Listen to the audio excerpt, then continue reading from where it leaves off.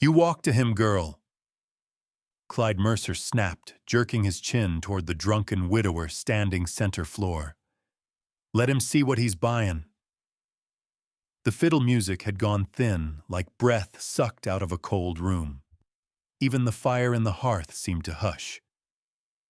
Lena Rose Tall Elk stood frozen near the wall of Wren Hollow's town hall, her back pressed to the wood, as if it might let her disappear through it. Her pulse pounded behind her eyes. The too small boot on her twisted foot bit into bone with every heartbeat. Clive Tarrant stood swaying under the lantern light, a lopsided grin stretched across his wind-chapped face. He smelled of old tobacco and spilled whiskey, a man who had broken 2 wives and worn out 3 barns. Come on now, he drawled, scratching the bristle of his beard. Let me see the goods, Mercer. Walk to me, girl. Let's see if you're worth the cow. A few chuckles from the back of the room. Men who spit and scraped their boots like they weren't about to witness a soul being traded like a sack of grain. The women didn't laugh, but they didn't stop it either. Just watched lips, pursed eyes shining with pity and something worse relief it wasn't them. Lena's throat burned. She felt her fingers curl in the fabric of her skirt as she stepped forward. One step, the boot bit deeper. Her balance teetered, her bad foot twisted. She went down hard. The silence cracked open with a howl of laughter. Not just a chuckle this time, full belly roars. Chairs scraped, boots stomped. Clive bellowed, the loudest, pointing at her like she was a hog that had rolled over in the mud. Mercer. You trying to sell me a broken mule, he guffawed. She don't walk, she crumples. Clyde's face turned red with fury. Not at Clive. At her. Get up, girl, he hissed through his teeth, advancing toward her, like he meant to drag her upright by the arm. Don't you dare embarrass me. A shadow moved. The laughter died in the throat of the room like a match doused in whiskey. The front doors stood open now, and framed inside them was a man as big as a bear and twice as quiet. Boone Red Elk stepped over the threshold, snow swirling behind him. His buffalo hide coat still dripped from the storm, his wide shoulders seeming to bend the lantern light. He wore no expression, just those pale eyes that made folks say he could stare down a wolf without blinking. His boots thudded once, twice, then 3 times across the floorboards before he stopped. Lena was still on the ground, breath shallow, the side of her cheek stinging from where it hit the plank floor. From where she lay, she could see the frayed edges of his coat and the worn heel of his left boot, the kind of details that made her remember things. Her father used to fix his boots with pine tar and bark string before the winter came. Get on with your business, Red Elk, someone muttered. Ain't no pelts need trade in here tonight. Boone didn't respond. He turned his head just slightly, eyes landing on Clyde. You sellin' her, Clyde. Straightened voice, brash with fake cheer. Now, Boone, it ain't what it looks like. She's my niece. Just settin' her up with a good man is all. Clive's got a fine cabin down by the willows. Clive puffed out his chest. She'll have stew and a bed. Ain't like anyone else wants her. Boone's eyes flicked to Clive, then back to Lena. You got something to say about the lady? Clive opened his mouth. Closed it. Boone stepped forward. His hand dropped slowly to the pouch on his belt. It jingled heavy and full. He tossed it. It hit Clyde square in the chest and fell to the floor with a solid thunk. The weight of gold. I'll take her, Boone said. Not for a cow. For this. A collective gasp rippled through the hall. Even the preacher, half drunk on cider and too much indifference, looked up from the corner. You can't just, Clyde sputtered. There's gotta be papers. Boone's voice turned colder than the wind outside. You traded her like she was meat. This ends now. Lena tried to sit up, Her ankle screamed. Her vision blurred with tears she refused to let fall. Then she felt it, a shadow over her again. Boone didn't kneel, just extended a hand. His palm was calloused, rough as bark, but steady. Waiting. Lena blinked at him. She looked at Clive, who had gone pale. At Clyde, who was already stooping to snatch up the pouch of gold. She made her choice. Her fingers slipped into Boone's palm. He lifted her with one sure pull. She stood shaky but upright. His coat fell from his shoulders and landed across hers like a mountain falling. "I don't have a winter coat," she whispered. "You do now." Boone didn't look at anyone as he guided her toward the door, his pace matched to hers, slow and careful. He didn't flinch when the room parted like wheat under wind. Didn't speak as he opened the door, revealing the swirling white beyond. Outside, the wind howled up from the gulch like a warning. Boone helped her onto a horse so black it looked carved from night. He swung up behind her in one motion, the saddle creaking under his weight. Lena didn't look back at the hall. She knew what she'd see: Clyde counting gold, Clive fuming, the townsfolk quiet with guilt they'd never admit. She looked ahead instead, toward the snow-draped trees, the trail winding into the mountain, the unknown. Where are we going?" she asked, teeth chattering. Whether from cold or fear, she wasn't sure. Boone leaned forward just enough for his voice to find her ear. "Up," he said. "Home." Titus snorted and stepped into the falling snow, his hooves already erasing the road behind them. The storm thickened, swirling around man and girl like the mountain itself had drawn a curtain. And deep in the trees, where the wind whispered truths no town ever dared speak, Lena began to wonder if she'd left one kind of prison or ridden straight into another. But even with her foot aching and the sky closing in, one thing beat steady in her chest: curiosity, and a flicker of something she'd never known before: hope. "I'm not trading you, miss. I'm offering a way out, not a price tag." The words circled in her head, like breath in the cold. Lena rose, sat stiff in the saddle, the buffalo hide coat swallowing her frame, the wind pricking tears from the corners of her eyes. The black stallion beneath her, Titus Boone, had called him, moved like a shadow through snow so deep it swallowed fence posts and old wagon ruts. The trail faded behind them, erased with each flurry. She kept her hands clutched to the saddle horn, her fingers stinging even through worn gloves.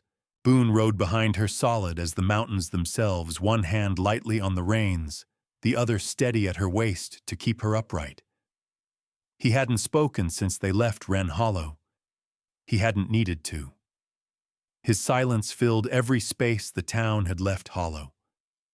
The storm deepened, cloaking the world in dusk, though the sun had only just started to fall. Trees bent low under the weight of snow. Pines stood like quiet sentries. The chill seeped through her boots, numbing the twisted ankle, until it felt like it didn't belong to her anymore. Her thoughts drifted as they always did, in silence, back to the Miller farm. Back to the porch where she was told not to be seen.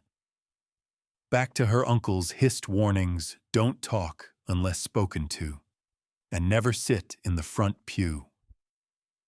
Boone's voice rumbled behind her, breaking the storm and the memory alike.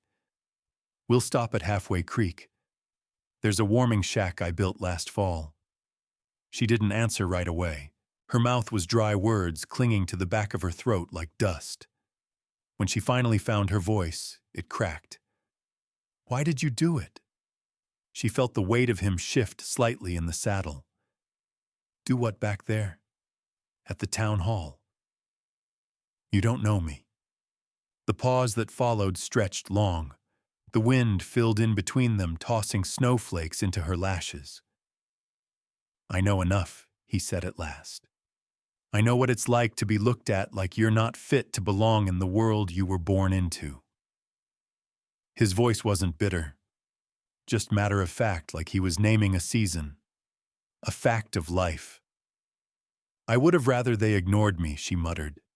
They laughed like it was a festival. They laughed because they're small, Boone replied. And the small need someone to point at, someone to carry the weight of their own cowardice.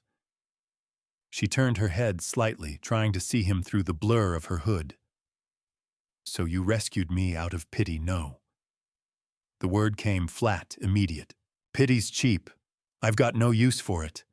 I rescued you because you looked like you'd rather die than stay. Lena said nothing. The truth of it sat in her chest, heavier than any snowfall. She hadn't thought anyone saw her. Not really. Certainly not her aunt. Not Clyde. Not the preacher or the town girls who wore lace gloves and danced while she stirred grits and swept ash. She realized she was crying when the wind stung her cheeks harder than usual. She wiped at her face, embarrassed. Boone didn't mention it. Just kept Titus moving at the same sure pace through the trees. After another mile or two, they crested a low ridge, and below it sat a simple log lean-to, 3 walls, a slanted roof, and a pile of chopped wood nearby covered with canvas. Boone dismounted first, then reached up for her. She hesitated. I can, she started, but he was already lifting her down with the gentleness of a man who knew better than to ask twice. Her boot hit the ground, and fire shot up her bad leg. She sucked in air, jaw clenched against the pain, her body buckling. Boone caught her elbow and steadied her. You're not weak, he said quietly. You're wounded.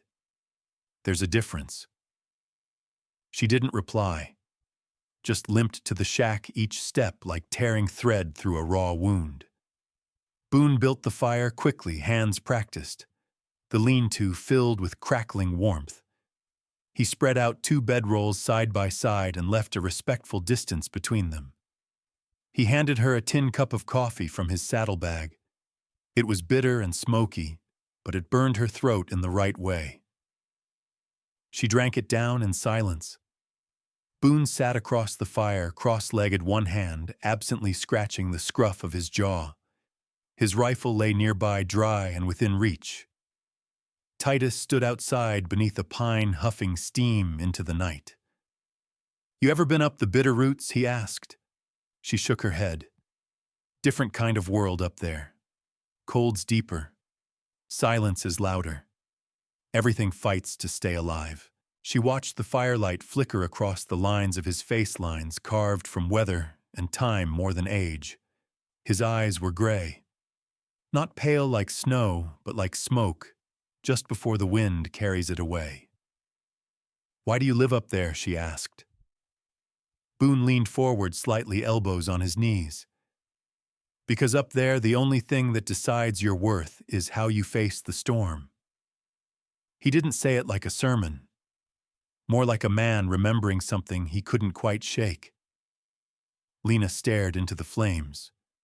Her mind kept flashing back to the way Clive had laughed, the way Clyde had grinned when the pouch hit his chest, like he'd finally found a way to be free of her. Was it true, she asked, what you said back there? That I looked like I'd rather die? Boone's gaze held hers. Yes. She dropped her eyes. And it didn't sit right, he added. The fire popped. She swallowed the lump in her throat. You think I'm broken? She asked softly. Number. His voice didn't waver. But I think someone's been trying to break you for a long time. Lena looked up. Boone reached for a chunk of wood, tossed it on the fire. Sparks spiraled upward into the dark. You're not a burden. But if you stay here, you'll be sold like one. The silence that followed was heavier than any words. After a long moment, Boone unfolded his coat again and draped it around her shoulders. She didn't protest. The weight of it felt safe, solid. We leave at first light, he said, settling onto his own bedroll. To where cabin's another day's ride. Up on the ridge, high ground, good stove. She laid down the coat wrapped close. The firelight danced against the log walls. Her bad foot throbbed, but it was different now. Not just pain, something else. Something that hummed like the wind moving through pines. She closed her eyes, and for the first time in her life, Lena Rose didn't dream of escape. She dreamed of climbing. This place. You built it out of grief, didn't you? The cabin emerged from the trees like a fortress grown from the land itself. Perched on a granite shelf above a frozen creek, it stood 2 stories tall, made of thick, dark logs that had weathered years of storms. A stone chimney puffed steady ribbons of smoke into the gray sky. The sloped roof held snow like a crown. Its wraparound porch faced the valley, and behind it a stand of pine trees shielded the northern wind. It looked like it had been built, not for comfort, but for endurance. Lena sat stiff in the saddle as Boone led Titus through the final bend. Her legs were numb. Her foot, even in his old buffalo hide boots, had gone cold to the bone. But her eyes widened with something more than discomfort as she took it all in. The wind died down as they entered the small clearing. The snow here was untouched.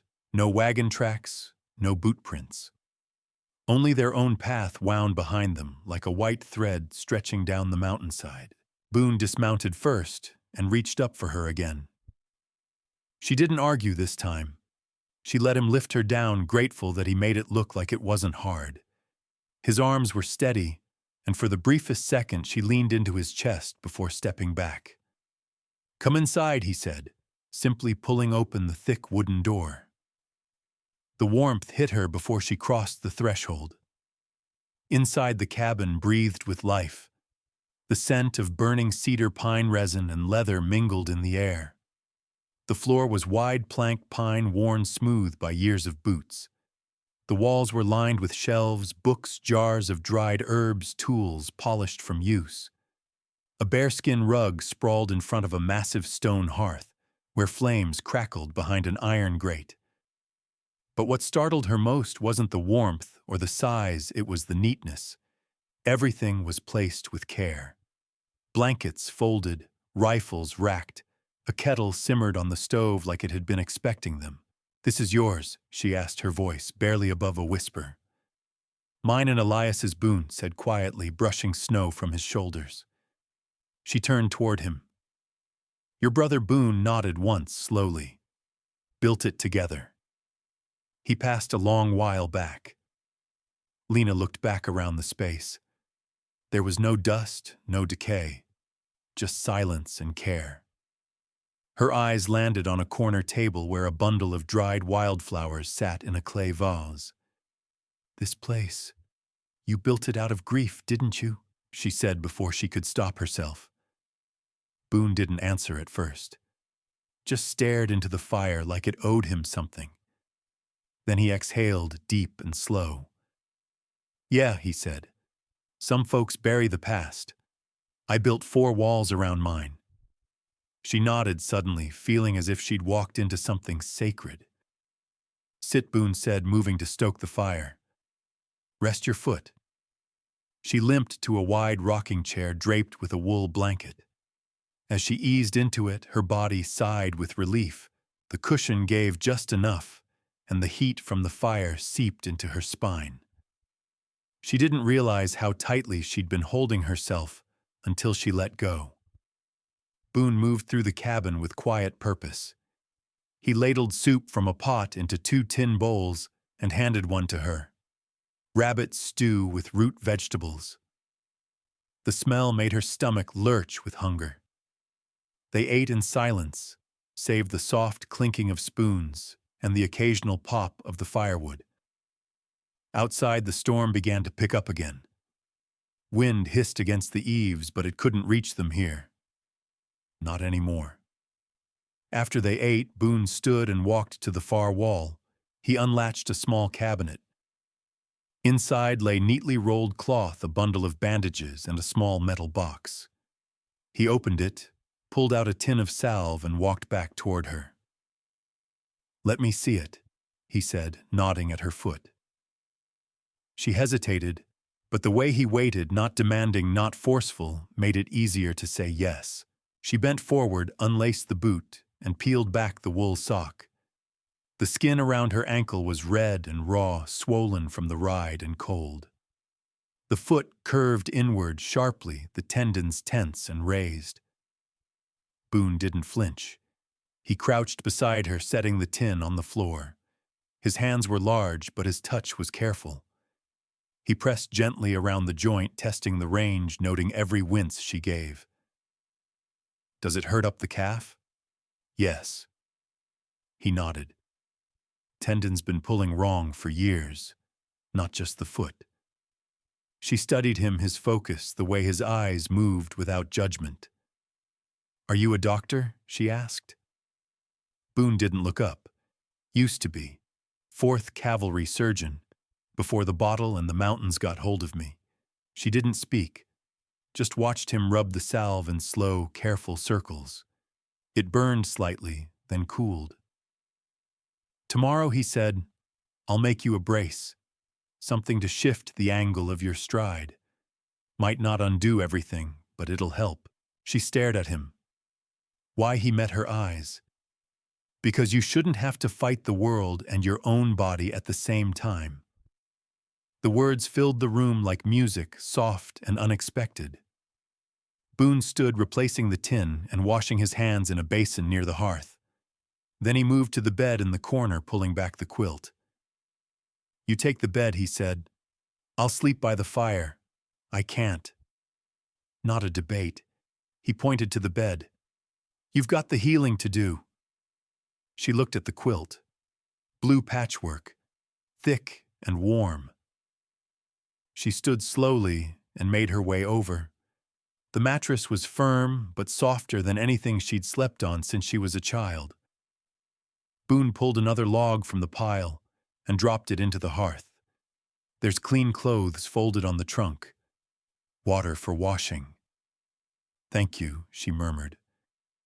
He didn't reply, just turned to the fire, pulling his bedroll out and laying it near the hearth like it was the most natural thing in the world. Lena curled under the quilt, pulling it to her chin. Her body sank into the warmth, and the ache in her foot dulled under the salve. She watched Boone sit cross-legged, a book open in his lap, the firelight softening the hard angles of his face. He hadn't touched her except to help, hadn't spoken more than necessary, and still he'd given her everything she'd never been offered. Space, dignity, warmth. Her eyes fluttered shut. Up here, the wind didn't laugh at her. It sang. "I stood on that foot because I'm not a damn ornament." The sun cracked over the ridge like an egg bleeding gold through the pines. Smoke curled lazily from the chimney.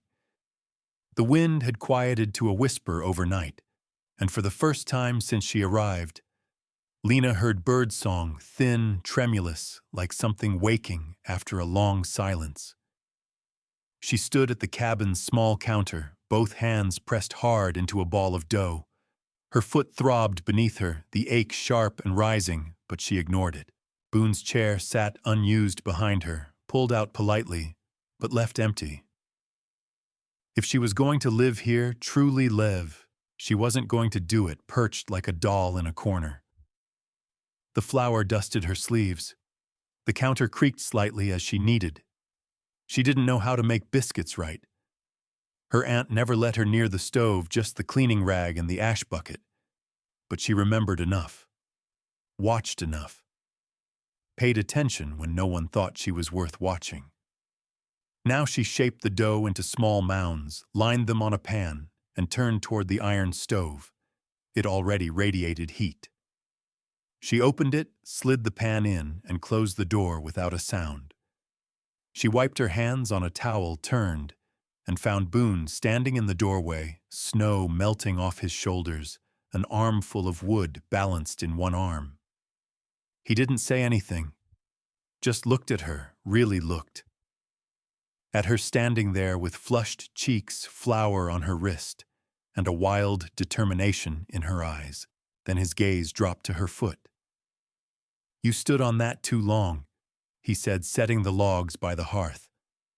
I stood on that foot because I'm not a damn ornament, she snapped more sharply than she meant to. Boone turned slowly, his brows raised slightly, but he didn't seem angry.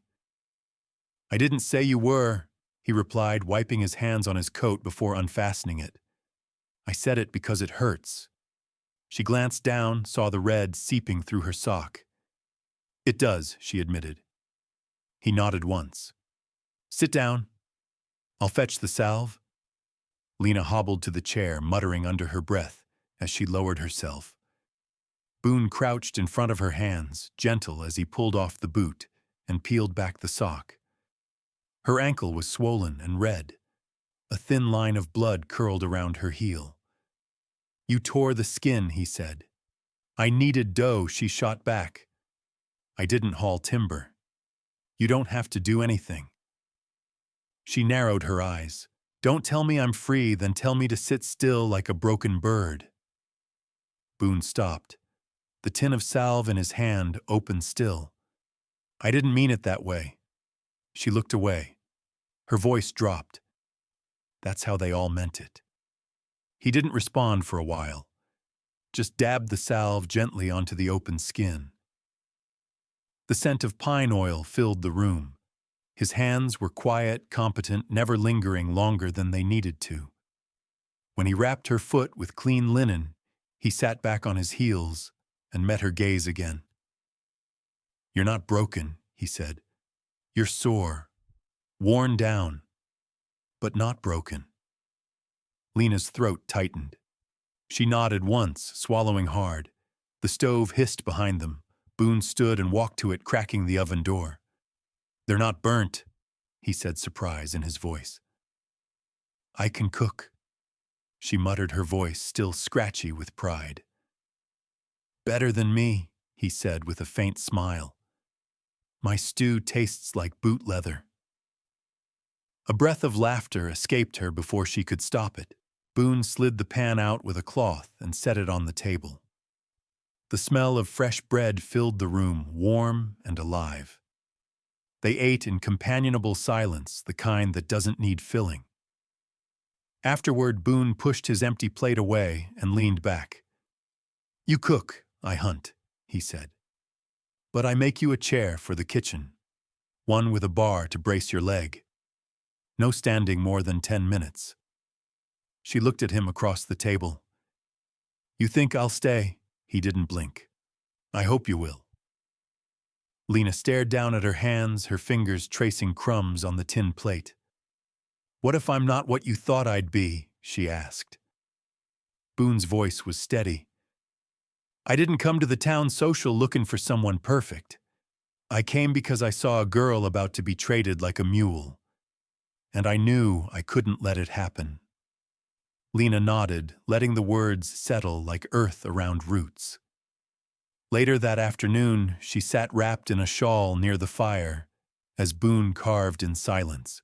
His hands worked a block of cedar with a blade so sharp it sang with each stroke. She watched the shape emerge, legs braces the slant of a seat. A kitchen chair built not just for sitting but for standing tall when needed. Did you used to make furniture? She asked. No, he replied. Just what I need, and now I need you to be able to stand without pain. She blinked but said nothing. Something thick rose in her chest. Gratitude, maybe, or something heavier, something that scared her. She leaned back and let her eyes drift shut, soothed by the fire's rhythm and the gentle scratch of Boone's carving.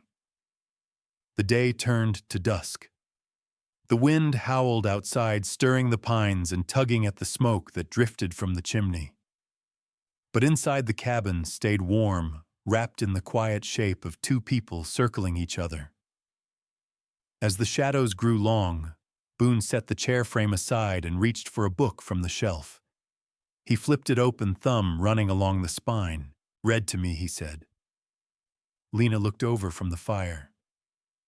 Why my eyes get tired in this light, he said with a faint smile. And your voice sounds better than silence. She took the book, her hands trembling slightly.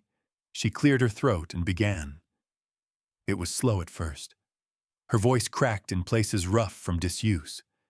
But Boone didn't laugh, didn't interrupt, just leaned back, eyes closed, listening. And before long, her voice settled into rhythm. Word by word, breath by breath, the story unfolded. The cabin filled not just with warmth and food, but with language, the shape of a life being rebuilt. And in the silence that followed, Lena didn't feel small anymore. She felt like part of something, like she belonged, and tomorrow she'd learn about braces, tendons, and the strange hope in Boone's surgeon hands. I might walk with a limp, she whispered, but I don't stagger where it counts. The cabin was quiet that morning, quiet in a way that made even the pine trees seem to hush. Juniper had risen early, not out of restlessness, but because of a feeling she couldn't quite name, a tug beneath the ribs, a stirring in her chest. The kind of feeling that meant something was about to shift. She poured water into the basin, washing her face slowly, letting the cold bite her awake. Her fingers trembled as she pinned her hair back, remembering the way Elias had looked at her the night before. Not out of pity, not even kindness, but something steadier, like respect, like she wasn't broken. A creak on the stairs broke her thoughts. Boots, heavy, sure. Elias. She stepped out to meet him just as he was reaching for his coat on the hook. "Where are you headed?" she asked, voice a little smaller than she meant. He looked over his shoulder, pausing. "Got to take care of some fencing near the North Bend. Be back before supper." She nodded, unsure what she'd even wanted him to say. Maybe she just wanted him to stay. "Do you need help?" she asked quickly, almost regretting it. His eyes searched her face. "You sure I've carried heavier burdens than a strand of barbed wire?" He grinned, soft and approving. "Well then, let's go." The trail was steep, the path muddied by spring thaw, and her leg protested every few steps. But she kept on. Elias didn't offer to carry her, didn't slow his pace too obviously. Instead, he walked just ahead, glancing back only when he heard her breath catch. "You all right?" he asked once when she stumbled slightly. "I might walk with a limp," she whispered, pausing to steady herself, "but I don't stagger where it counts." He didn't respond right away, just gave a single nod. That was enough. At the bend, the fence had caved under the weight of a fallen branch. Juniper set her satchel down and began gathering twine and spare nails. Elias raised an eyebrow. "You know how to mend fence, I know how to learn." She said it with a proud tilt of her chin. They worked side by side, silent for a time. The wind hummed through the tall grass, and the distant hawk cried out across the canyon like a warning. By mid-morning, they were nearly done. "That'll hold," Elias muttered, wiping sweat from his brow. Juniper's fingers were scraped and red, but she didn't complain. Instead, she stepped back, admiring their work. "You're not what I expected," he said after a while. She arched a brow. "What did you expect? I don't know." "Fragile. Bitter. Quiet." His voice was low, not unkind. "But you're none of those things." She looked down at her hands. "That's what everyone thinks when they see the limp." "They're fools," he said, and there was no hesitation in it. They packed up their tools, but as they turned to head back, the sound of hooves thundered from the west trail. Elias instinctively reached for the rifle slung on his back. From the trees emerged a horse riderless saddle, twisted, and then another. Juniper gasped. "It's Paxton's boys," Elias said. "That's their branding." Without another word, he mounted one of the horses and turned to her. "Can you make it back alone?" She shook her head. "You're not leaving me behind." He studied her a moment, then reached down a hand. "All right then, let's ride." They followed the trail where the horses had come from deep gouges in the earth, signs of struggle. And then they heard it. A boy's scream. Elias urged the horse forward and Juniper clung tight behind him. They crested a hill to find two boys, Paxton's twins, cornered by a black bear drawn to their pack of jerky and fear. Elias raised his rifle, steady, controlled. "Hold tight," he told her, and fired once into the air. The bear paused, snarled, then turned and lumbered away, disappearing into the brush. The boys were trembling. One had a gash on his arm, the other was pale as bone. "We got lost," the older twin stammered. "We didn't mean to. Ma's gonna kill us." Elias dismounted and lifted the wounded boy. "We'll take you home. You're safe now." Juniper helped the younger onto the second horse. They rode slowly, carefully back toward the settlement. By the time they reached the Paxton homestead, the sun was low and golden, hanging like a lantern over the trees. Their mother, Clara Paxton, ran out, apron flapping, tears streaming. "Oh, my Lord, my boys," she sobbed, gathering them to her. Clara turned to Elias and then Juniper. "Thank you. Thank you both." Juniper felt something catch in her chest. The way Clara looked at her, it wasn't pity. It was gratitude. As the sun dipped behind the hills, Elias glanced toward her. "Still think you can't help anyone?" Juniper shook her head, her voice soft. "No. I think I just did." That night at the cabin, the fire crackled low, casting golden shadows on the worn wooden walls. Juniper sat curled in a quilt, her muscles aching, but her spirit alight. Elias brought over 2 mugs of tea, setting one beside her. He didn't speak, not at first. Just looked at her eyes, steady.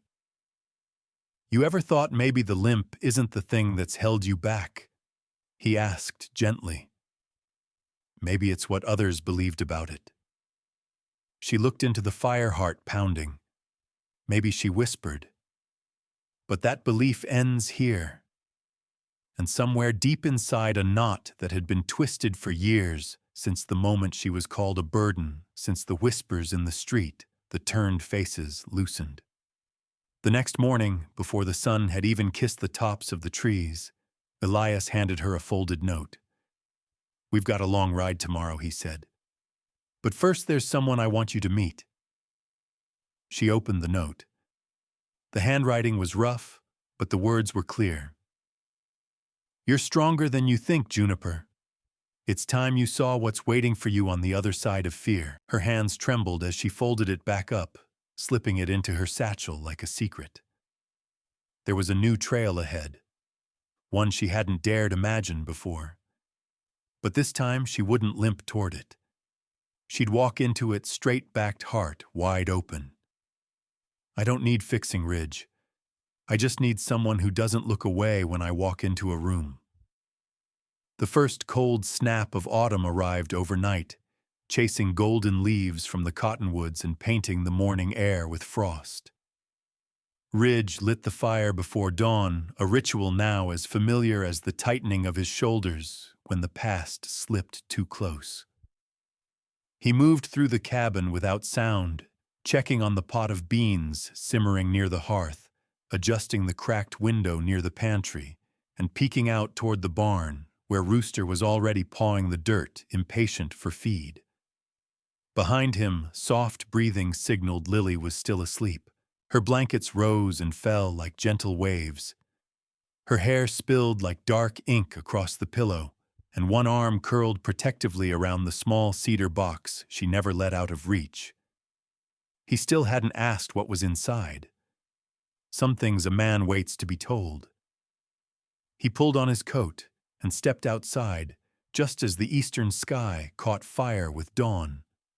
The world was cold, quiet, and holding its breath. Ridge knew that feeling well. It was his 5th morning with Lily under his roof, and in 5 days she had made the place more alive than it had been in 5 years. Yesterday, she'd sat on the back porch with Lottie and Hazel, his twin cousins, shelling beans and telling stories in that soft, warm voice of hers. Lottie had whispered later that Lily had a soul like honey, and Hazel, ever the sharper of the two, had added, "She's still bleeding on the inside.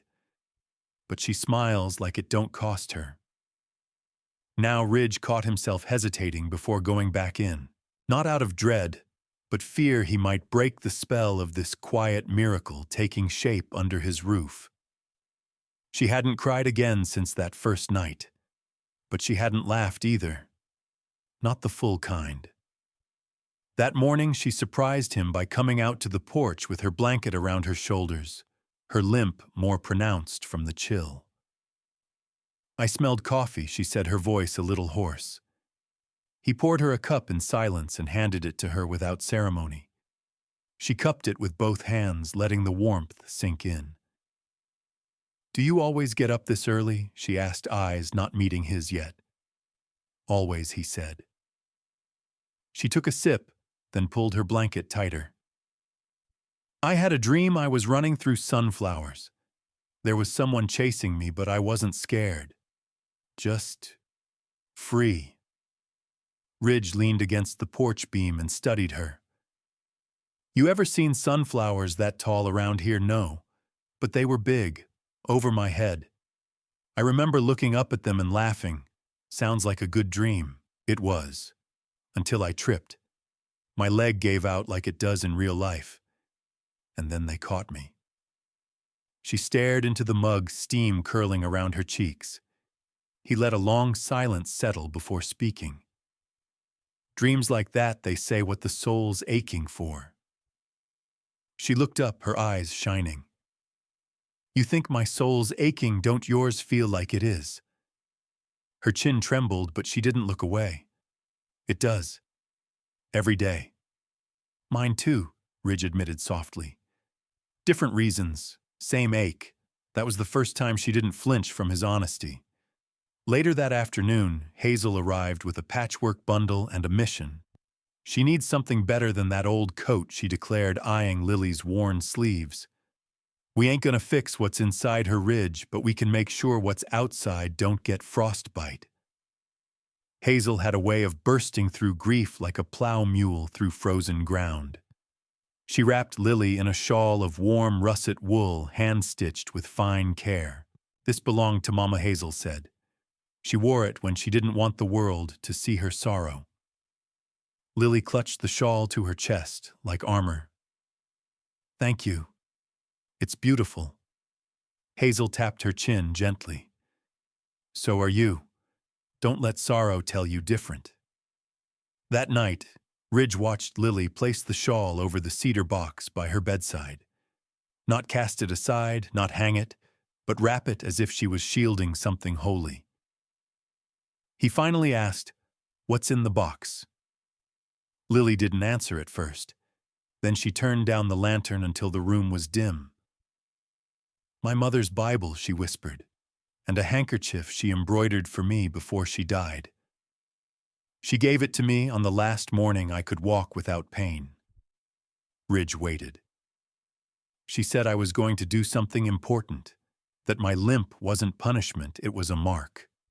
Like Jacob's hip." He nodded slowly. "A blessing that looked like a wound." Lily glanced over at him, surprised. "You know that story, I know what it's like to wrestle with angels?" And walk away, changed. She smiled faintly, and it touched something old and still inside him. The wind picked up outside. The cabin creaked, but inside it was warm. "Ridge," she said softly. "You ever look at someone and think if they really knew me, they'd turn away all the time? I'm afraid you'll do that." "I won't." She blinked. "How can you be so sure?" He leaned forward, elbows on his knees. "Because I don't see what's broken in you, Lily. I see what's been surviving." She looked at him like the wind had knocked the breath out of her. "I don't need fixing, Ridge. I just need someone who doesn't look away when I walk into a room." He didn't look away. In the long hush that followed, the fire crackled. Outside, a wolf howled somewhere up in the hills. Ridge knew that sound well. Lonely, distant, but not dangerous, just a reminder that some creatures called out in the dark, hoping someone might answer. She leaned back on the bed, pulling the blanket over her knees. You never asked why I left the place I came from. I figure you'll tell me when you're ready. I think I'm almost there, she whispered. He nodded, stood, and banked the fire low. Before he left the room, she said one more thing. Would you walk with me tomorrow, just as far as the creek? I'd be honored. And something about that answer made her breath catch, as if his quiet words reached a place deeper than pain. Outside, the wind softened. The moon rose clear over the hills, and Lily, wrapped in her blanket, her mother's Bible close, finally closed her eyes without fear. But even in sleep, her fingers curled around the cedar box like a shield, because sometimes what you protect most isn't what's inside it, but what it keeps out, and somewhere out there, the past. The kettle whistled on the stove, but Elsie didn't move. She stood staring out the cabin window, arms crossed, tight eyes far off toward the ridge where snow still clung to the pines. Her shoulder twitched at every creak of wood, like her body remembered what her mind wouldn't say aloud.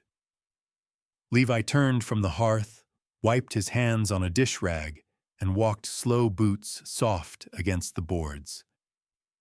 Let me get that, he offered, reaching past her to pull the kettle from the heat. Steam rose between them. She didn't speak. Outside, the wind scattered last fall's brittle leaves across the clearing. Inside, silence stretched, broken only by the soft clink of the tin cups as Levi filled them with steeping tea. He glanced at her limp, still visible, though she did her best to hide it when she walked. It wasn't the limp that worried him. It was the way she braced herself before taking a step.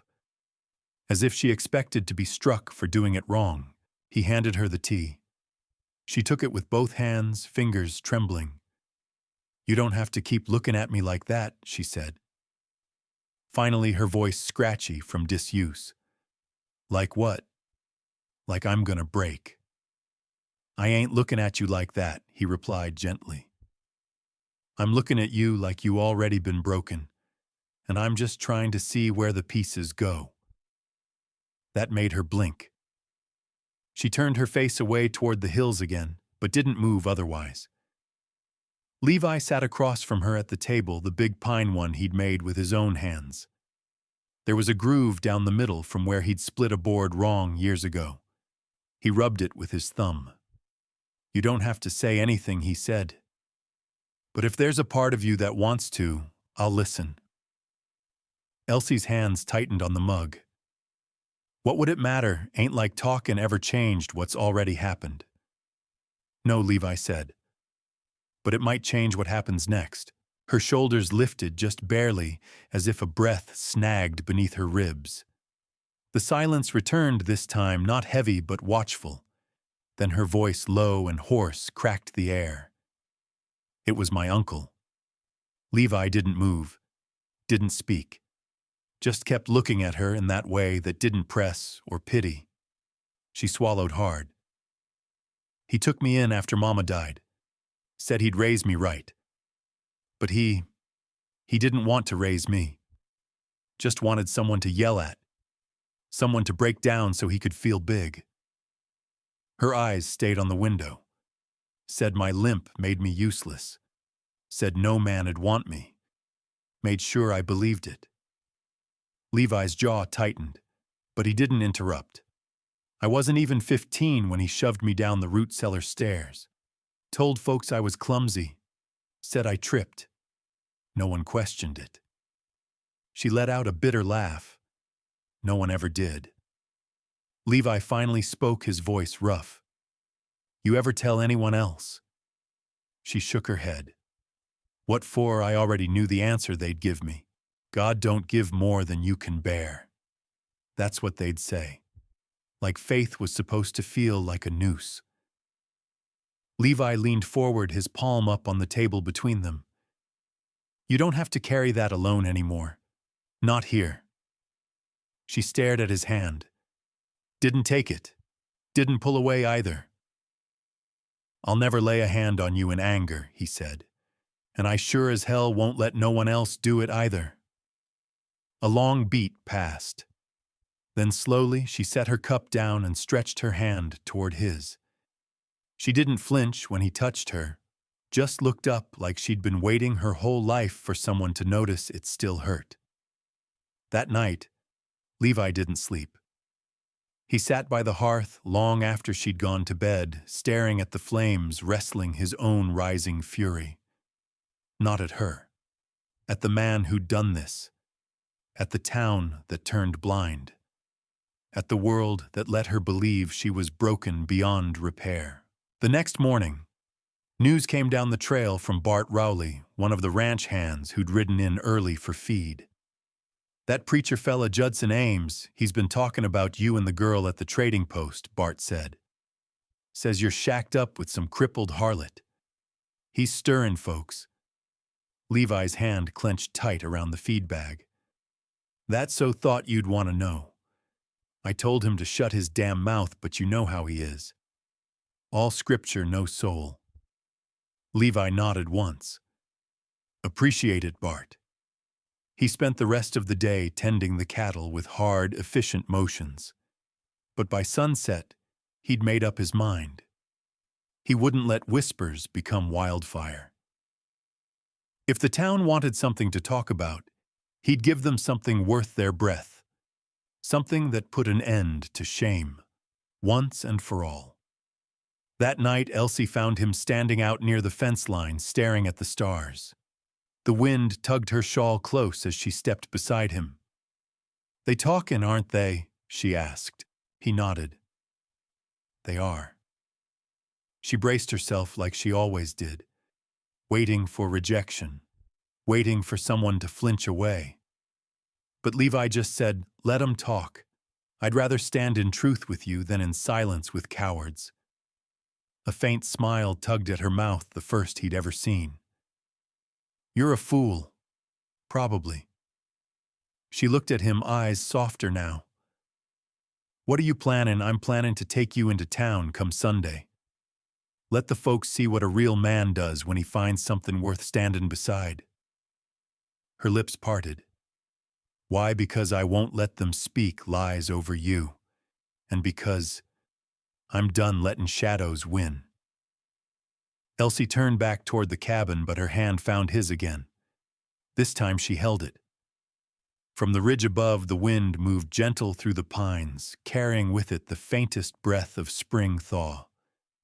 The snow was melting, and something buried long ago had begun to breathe again. I'm not a wounded bird, Wilder. I can love even if I limp. Snow dusted the porch steps untouched by boot or wheel, and the dusk wind curled through the pines like a whispered warning. Lottie stood outside the cabin, scarf tight around her neck dress hem, brushing the tops of her scuffed boots.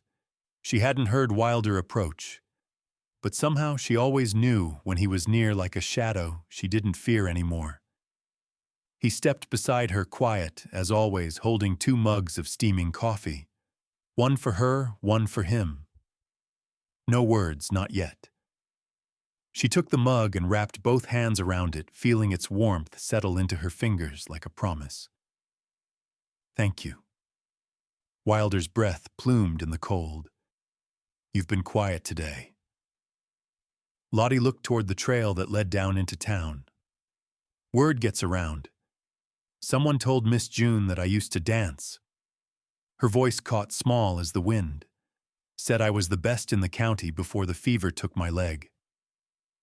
Wilder didn't speak right away, just let the silence hold what needed holding. She asked if I'd be joining the social this winter, Lottie added. I laughed, told her I'd be the one clapping in the back corner. You could go, he said. She glanced sideways at him. And do what Wilder, watch others glide across the floor while I hitch and limp and pretend not to care. He turned, leaning against the porch post. "You've come farther than most folks ever dream of, Lottie. What makes you think a dance floor's your final mountain?" She stared into the timberline. "Because I miss it. I miss who I was before all this. And who are you now?" That question lodged deep. It rattled around the hollows of her ribs. "Who was she now? I don't know," she whispered. "Some days I feel like I'm just pieces. Like the old me is in there somewhere, but I can't reach her." Wilder set his cup down on the rail. His eyes stayed steady on hers. "You're not pieces. You're whole. You're just healing in ways most folks can't see."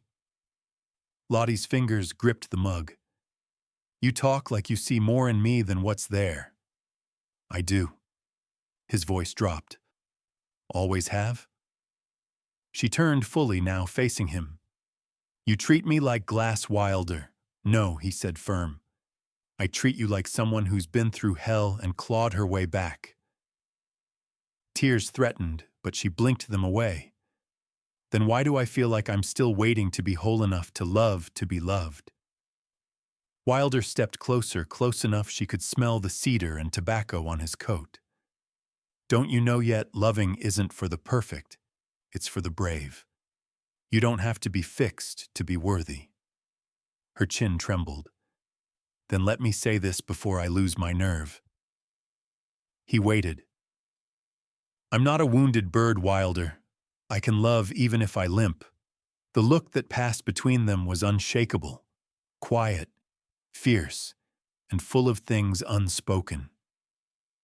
Wilder reached for her hand slowly, like asking permission, and she gave it.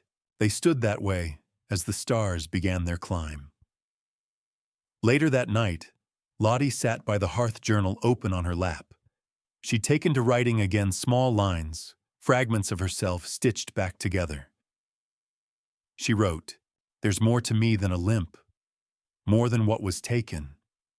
I am still the girl who danced, still the woman who stayed standing, still the heart that wants. And I will not apologize for that." She closed the book and pressed it to her chest. The fire popped. And then came a knock at the door.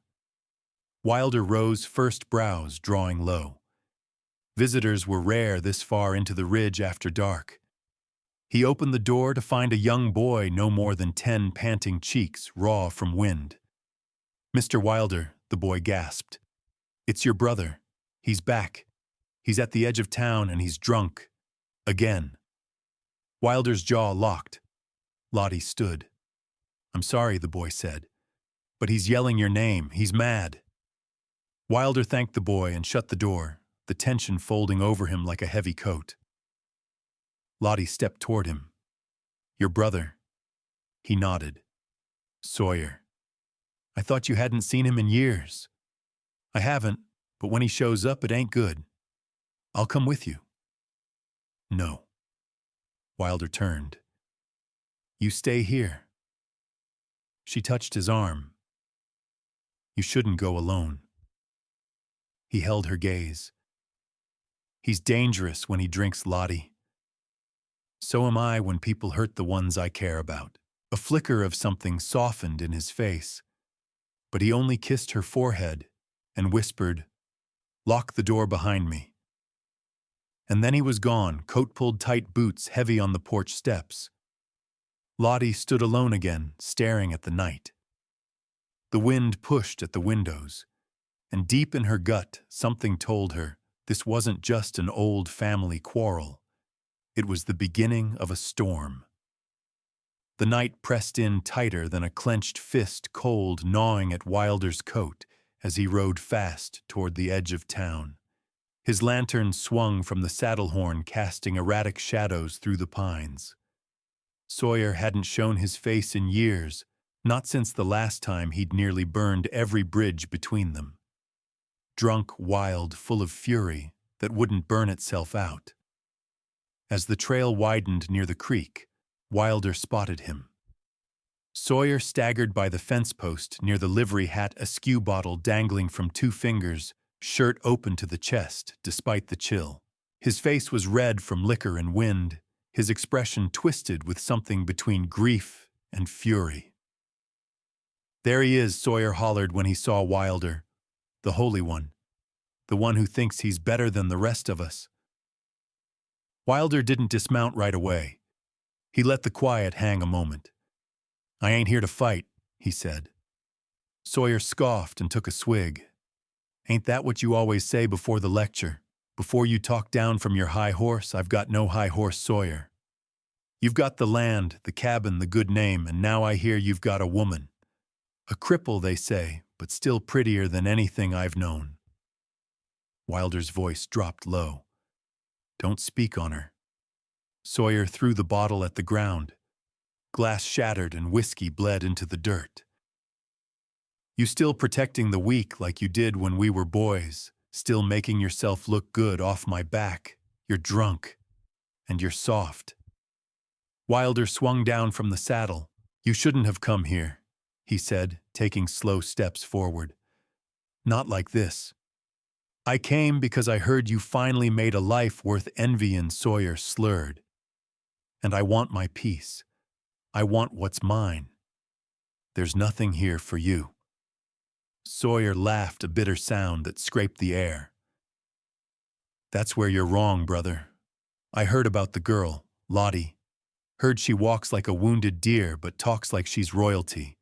Thought I'd pay a visit. Maybe see what's so special." Wilder's fists curled at his sides. His jaw tightened. "I told you not to speak on her." Sawyer stepped closer, eyes glassy and wild. "You always did get the best of things. Even the broken ones come to you. And me," he gestured wide, "I get the scraps. Always did." "You chose your road," Wilder said through clenched teeth. "Don't blame me for the way you walked it." Sawyer stared for a beat, something shifting behind his eyes, and then he lunged. Wilder met him halfway. The fight wasn't long, just desperate. Years of resentment in Sawyer's swing, years of silence in Wilder's restraint. Two brothers, shadows of each other colliding under the moonlight. When it ended, Sawyer lay on the frozen dirt, lip bloodied, breathing hard. Wilder stood over him, chest heaving. "You want to tear something down, go back to the saloons. You won't wreck this life." Sawyer's laugh turned to a cough. "You think you're a savior. Always did." "No," Wilder said quietly. "I think I'm a man trying not to make the same mistakes twice." Sawyer turned his face away, wiping blood from his mouth. "You ain't nothing but a fraud, Wilder. I've made peace with who I am. You haven't. That's the difference." Sawyer didn't answer, didn't get up. Wilder turned back toward his horse jaw, aching knuckles raw. Behind him, Sawyer muttered something low, but he didn't ask him to repeat it. He left him there same as before. By the time Wilder reached home, the cabin was dark, except for the flickering hearthlight inside. He opened the door slowly. Lottie sat at the table, eyes red but dry now. A shotgun rested across her lap. She didn't flinch when he entered. He looked at the gun. "Expecting company, I wasn't sure," she said. "But I knew if it wasn't you, it'd be trouble." He nodded, took the weapon, and leaned it against the wall. Lottie stood. Her limp was more pronounced tonight, maybe from the cold.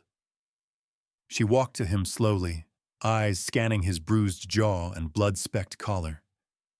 Was it him? He nodded. "Yeah. Did he hurt you?" "Not in ways I didn't let him." She looked down. "You don't talk much about him." "He used to be different," Wilder said. "Before our father died. Before the drink. Before he thought I stole the life he was owed." Lottie reached up, brushed a smudge of dried blood from his chin. "You didn't steal anything. You just kept showing up." His eyes softened. "He said things about you. I figured. I wanted to come home sooner, but I had to be sure it ended out there and not here." Lottie looked at the door, then back at him. "And is it over?" Wilder was quiet. No, I don't think it ever really ends with Sawyer. But I don't plan to let him near you. She nodded slowly. Then she said, I'm not afraid of him. His brows lifted slightly. She stepped in closer. I'm afraid of losing what we have here. This quiet. This small good thing we're building. You won't lose it. You sure I'm sure. She leaned her head against his chest, and for a long time they just stood that way, breathing the same air, holding the same silence. Later, while she washed his knuckles, and he winced through the sting, he said, You ever think about leaving here, going someplace bigger? She met his eyes. I used to dream about that. Big cities, ballrooms, applause. But not anymore. Why not? Because no one ever looked at me there the way you do here. Outside, the wind had quieted. The moon sat high and clear. Inside, the fire kept low but steady. And though there was a shadow still lingering from the night, it no longer felt like something looming. It felt like something they could walk through together, even if they limped. The storm rolled in slow the next day, dragging clouds like bruises across the sky. The air had a sting to it, sharp and expectant, the kind of cold that bit through coats and made horses restless. Wilder tightened the saddle straps and gave Buck a calming rub along the neck. He wasn't planning to be gone long, but there was a matter that couldn't be ignored anymore. Lottie stood on the porch, shawl wrapped tight around her shoulders, her eyes squinting into the gray morning. Where are you headed? Wilder hesitated. Town. Need to speak with the sheriff. She stepped down one creaky step, her limp dragging a little. Is it about Sawyer? He nodded once. Her lips pressed into a pale line. You think he'll come back? I know he will. He looked past her to the cabin, then back to her. And I need to make sure this place you are protected if I'm not around. I don't want you gone long. I won't be. But I have to do this right. He was sniffing around the edges of something sacred, and I won't let him burn it down. She didn't argue. Instead, she stepped forward and tucked something small into his coat pocket. A folded slip of paper. He glanced down. What's this? Something I wrote last night, she said.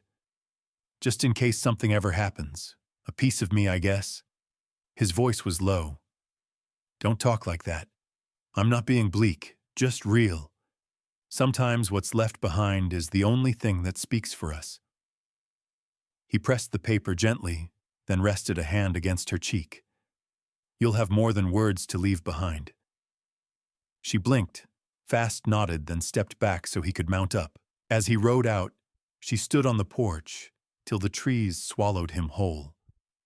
By the time Wilder reached the sheriff's office, snow had begun falling in big, lazy flakes, the kind that meant trouble by nightfall. Sheriff Deke was inside, coat off, boots up on the desk, sipping coffee like the world wasn't cracking at the seams. I figured I'd see you, Deke said, not looking up. Wilder pulled off his gloves and stepped in. You heard your brother came in half-drunk, bleeding and muttering your name like a curse. I locked him in the cell for the night to keep him from freezing or stabbing someone. He left come morning. Left for good, I doubt it. A man like that don't disappear. He waits. He festers. Wilder nodded slowly. Then I need a favor. Deke set the cup down. Speak it. I need you to draw up a restraining order. Whatever form of protection the law can give, paper or not. I don't trust he'll stay gone. Deke looked long at Wilder. You think it'll do any good? No, Wilder said honestly. But I want it on record. If anything happens to Lottie, I want the law to know where to start looking. Fair enough. As the sheriff began writing, Wilder moved to the frosted window.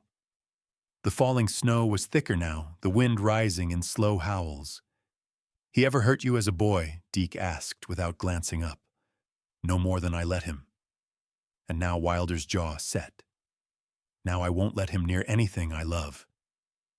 Deke stopped writing. That's so, yes. Because it's written all over you, Deke muttered. That woman, she's changed your whole countenance.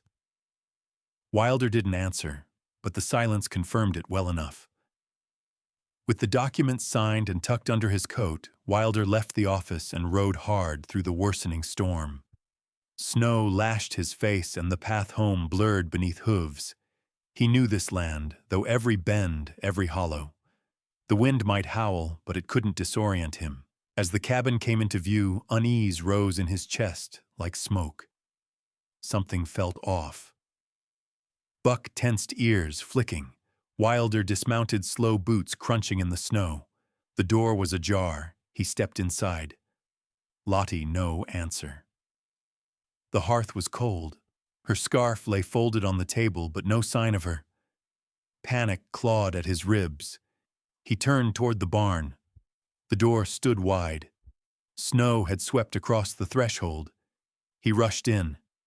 There on the ground just inside the doorway, her shawl. Wilder's stomach dropped. Then he heard it. A muffled cry. Faint. Far. He moved fast, tracking the sound.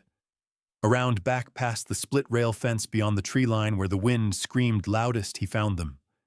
Sawyer had her. One arm clamped around her waist, dragging her down the hill toward the gulch, where the old logging road turned jagged and narrow. Lottie was fighting him, but her legs slowed her.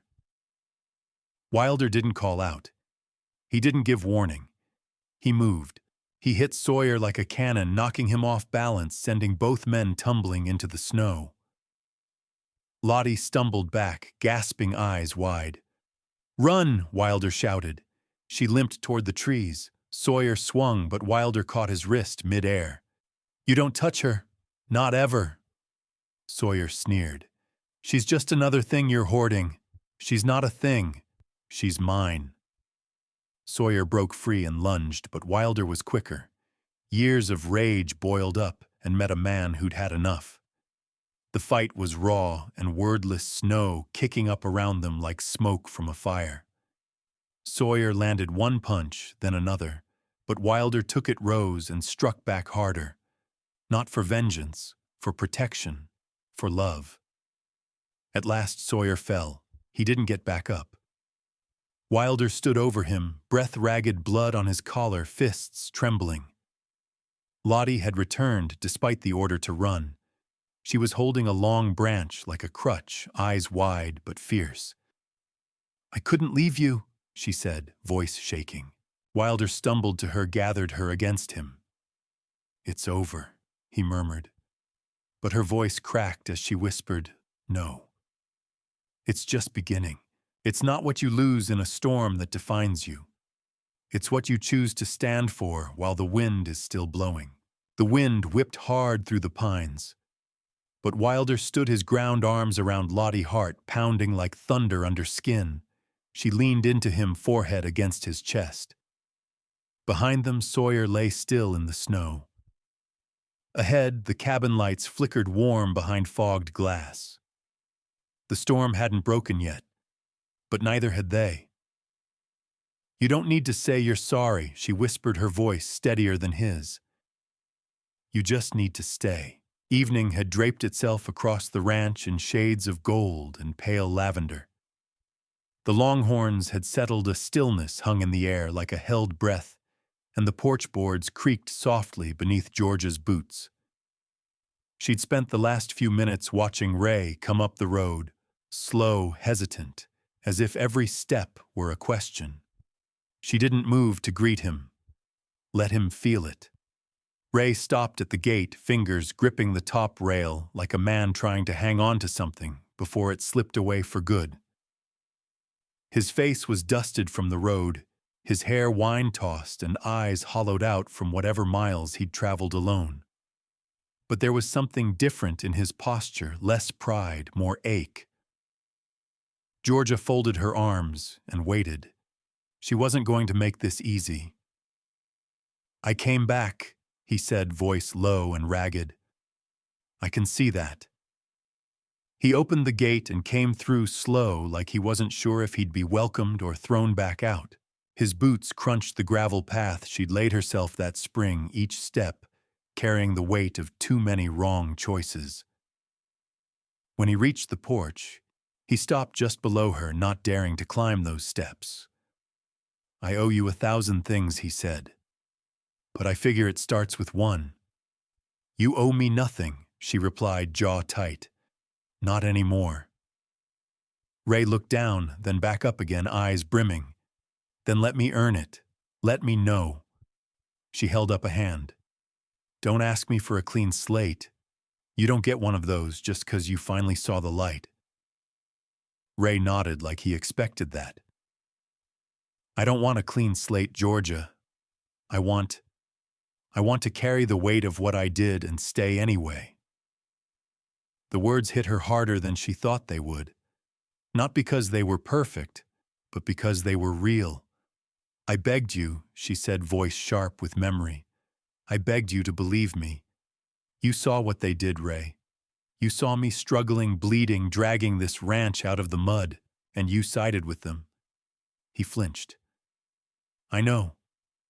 You looked away every time I needed someone to speak up. Every time they cornered me, tore me down, I was a coward," he cut in. "And I was wrong. Every time. I thought if I kept peace with them, I could keep the family together. But all I did was make you feel like you didn't belong in your own home." The screen door creaked as she leaned her back against it, arms still folded, but her expression had softened just slightly. "I can't undo it," he said again. "But I'm here now. I walked away from them. From Mama, from the business, from all of it. I'm not here with promises or plans. I'm here with nothing. Just me. And the only thing I know is this: I don't want you to face another storm without me at your side." Georgia stared at him long and hard, as if trying to find the lie tucked between the lines. But he wasn't hiding one. "You got a place to sleep?" she asked, voice level. He hesitated. "I figured I'd try the bunkhouse." She nodded, once curt. "Then you'd best get settled before dark. I don't run a place that caters to wanderers, and I won't let Maeve think this ranch is a revolving door." At the sound of her daughter's name, Ray's shoulders slumped with shame. "She's safe. She's better off than you were when you left. And she's got sense, unlike most of the men in this family." That shut him up. Georgia turned, hand on the screen door handle, but then stopped. The porch light hadn't been turned on yet, and the gathering dusk painted her in deep blue shadows. "You don't need to say you're sorry," she whispered, her voice steadier than his. "You just need to stay." The door opened, and she slipped inside. Ray stood there for a long moment, unmoving, before he finally turned and walked toward the bunkhouse. The old building hadn't changed much. Still slanted slightly on the west side, still smelled like leather and cedar. But he noticed a few new touches: extra blankets, neatly folded, a lantern wick, trimmed a shelf of books that hadn't been there before. Signs of someone living, not just surviving. He sat down heavily on the cot and buried his face in his hands. Georgia watched from the window, unseen. She didn't trust words anymore.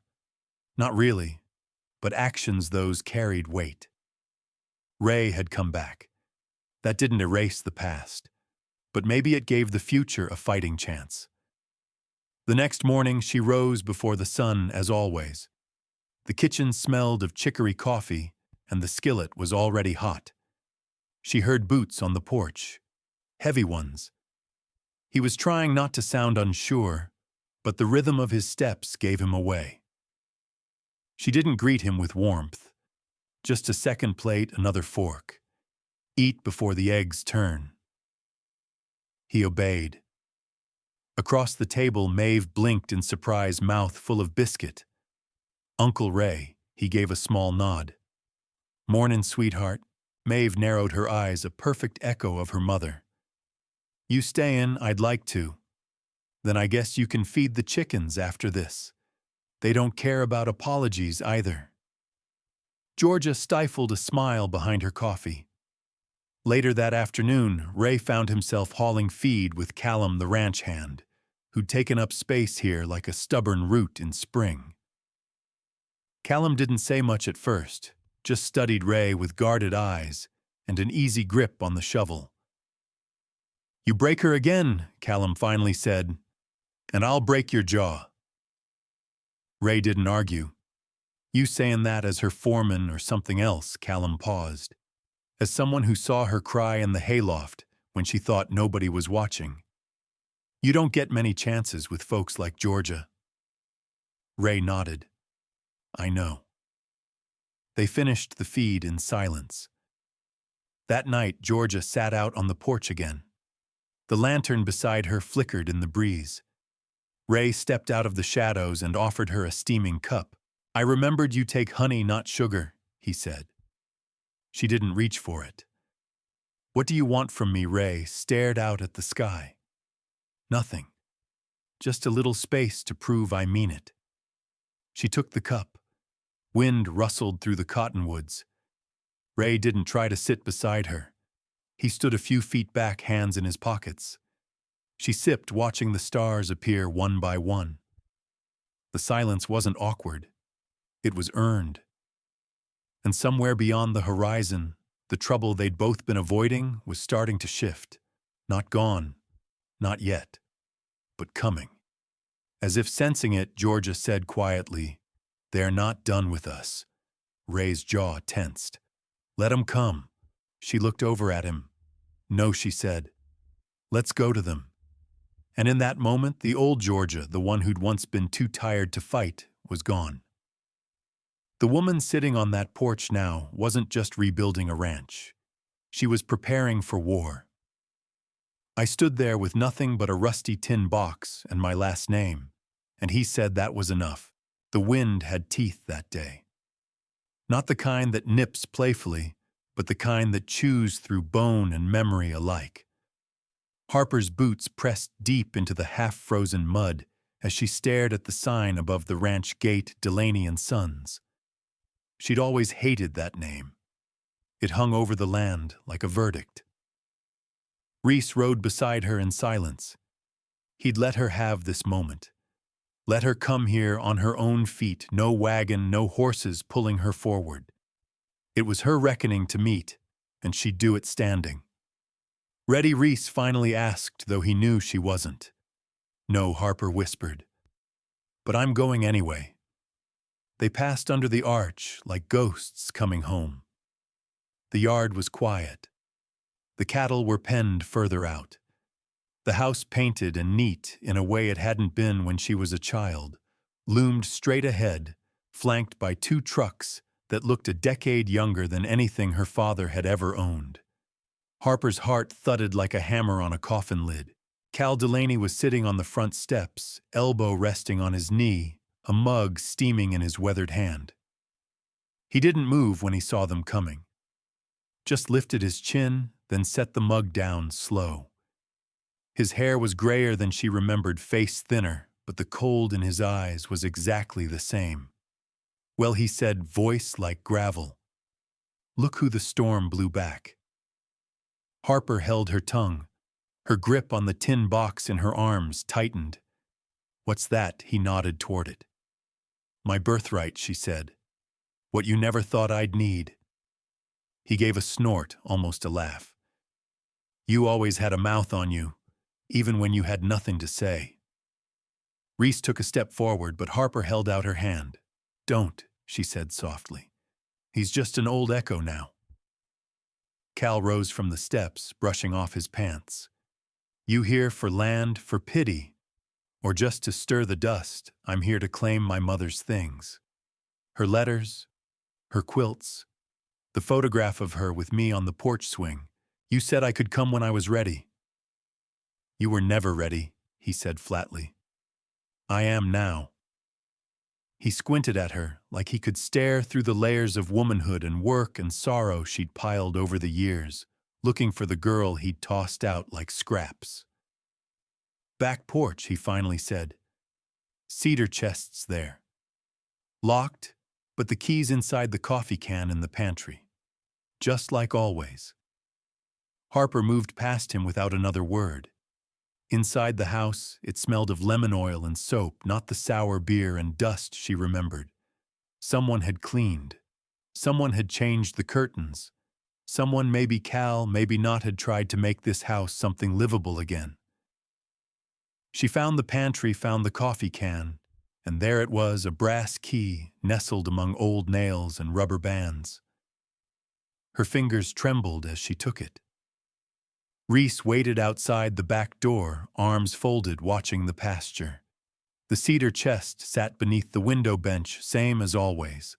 She knelt beside it, heart rattling like something trapped in her ribcage. The key fit. The lid groaned open. Inside, folded quilts, hand-stitched and faded. A photo album with worn leather corners. Letters bound in twine. A silver brooch shaped like a swallow. She lifted each piece like it might crumble. Like her mother might still whisper through them. Behind her, Cal's voice came low. I didn't throw her out. Just you. She never forgave you, Harper said without turning. You buried her next to a man she feared in the dark. She was my wife. She was my mother. The air between them hummed with years neither one could claim. Cal stepped forward. I kept it all. Even when I was too mad to breathe, I didn't burn any of it. That's not love, Harper said. That's guilt dressed up in a drawer. He didn't answer. When she stood and faced him, she held the photo up, her mother in a rocking chair, infant Harper in her lap, laughing. Cal looked away. She'd be proud of you, he muttered. She'd be ashamed of you. His face twitched, but he nodded. Maybe. They stood in silence. Finally, Cal said, You want the deed to the north pasture. It was hers. I never touched it. Harper blinked. Why now? Because I'm tired. Because I got no sons. Because Reese looks at you like you're the answer to a question I never knew to ask. Harper didn't smile. She didn't soften. She just said, Then sign it. He reached into the drawer beneath the bench, pulled out a yellowing envelope, and handed it to her. Already did. Thought maybe you'd come back one day. Harper took it with both hands. I stood there with nothing but a rusty tin box and my last name, and he said that was enough. She turned without another word. Reese followed her to the gate, the sun dipping behind the low hills in a wash of burnt orange. She didn't cry. Not even when the wind tried to steal the paper from her hand. In the wagon, Reese glanced sideways. You all right, no? She said. But I'm free. He nodded. Then let's go home. They rode until the lights of town glimmered on the horizon. As they reached the crest overlooking the valley, Harper looked back once at the ridge, the fields, the house where she'd lost so much, and just now reclaimed a sliver of it. And she knew what came next. Tomorrow, she'd walk into the county office and register the land. Then she'd ride to the auction house. Because someone else still needed saving, and Harper Delaney was finally ready to be the one who reached out first. The educational lesson learned from this story is that healing often begins when we confront the places and people that once made us feel small.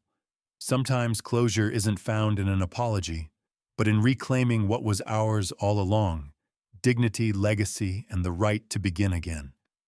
It reminds us that even late in life, it's never too late to stand up, speak your truth, and walk forward with strength. We may not get the love we deserved from everyone, but we can still live in a way that honors the love we carry.